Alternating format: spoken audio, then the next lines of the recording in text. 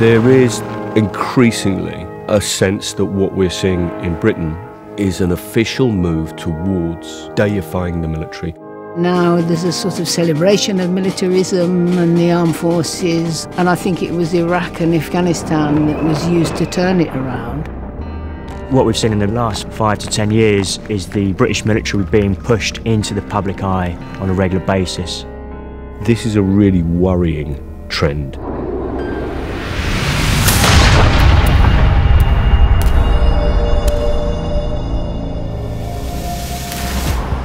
There has been an increase in the visibility of the armed forces within our society, and this isn't a coincidence. This is a strategy that has been worked out.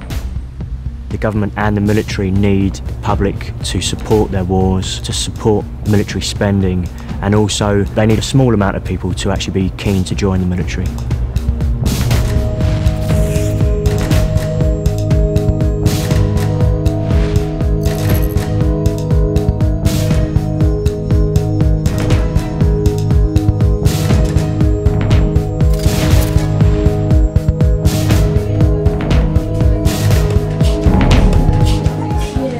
A package of measures has been announced to help schools instil character in pupils, including extra funding for projects run by former armed service personnel. We will be launching our Troops to Teachers programme so that we can draft gifted individuals from the armed services into the classroom. Finding the right role model for a young person, and that's what these military ethos programmes particularly offer, a particular group of young people who are, say, often at risk of being disengaged.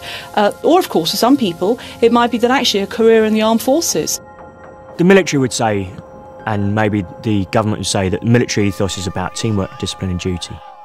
The military is selling that idea that that's what military ethos is, to gain access to schools. Why do they want access to schools? They want to recruit children into the military, but they also want to recruit the rest of those children into the idea that the British military is this noble institution that we should all honour.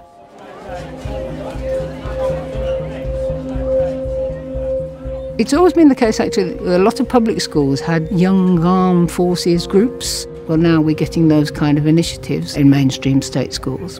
And I think it's just a pivot of British society being moved towards militarism and celebrating warfare. The military ethos is that somehow this is character building. Whose character? What character? Doesn't mean a character as in a person, a full sense of a person, an inquiring person, learning about things that they like and want to engage with. What they actually mean is character as in someone who would be able to follow orders without getting too upset about it. Those are completely different things. To me, education is about teaching young people how to think, how to be rational, how to look at evidence, how to weigh up different points of view. When the military published its British Armed Forces learning resource, I was shocked that the claim that this was a teaching pack, this is little more than a glossy promotional booklet. As a teacher, I find it fascinating to see lessons based upon the armed forces that seem vaguely celebratory. It certainly isn't something I would endorse to be used in the school.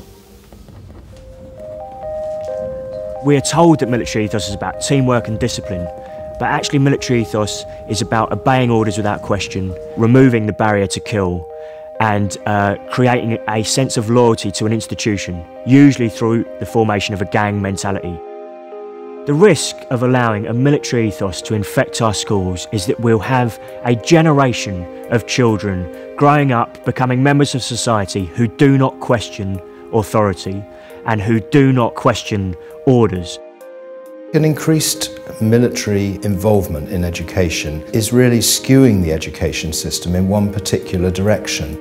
I think that schools need a learning ethos, not a military ethos. And by that I mean the whole environment within the school is about enabling every young person to learn effectively. And there are all sorts of ways of achieving that. And a military ethos is certainly not the only way to achieve it. And in many ways, I'm not convinced that it's the right one. I think we should be concerned about this because there's something incredibly subtle and almost underhand about this. Any situation that involves the spending of taxpayers' money on promoting a military ethos should be at best questioned. The government and the military are not being open as to why they're doing this. They're not being open as to how they're doing this.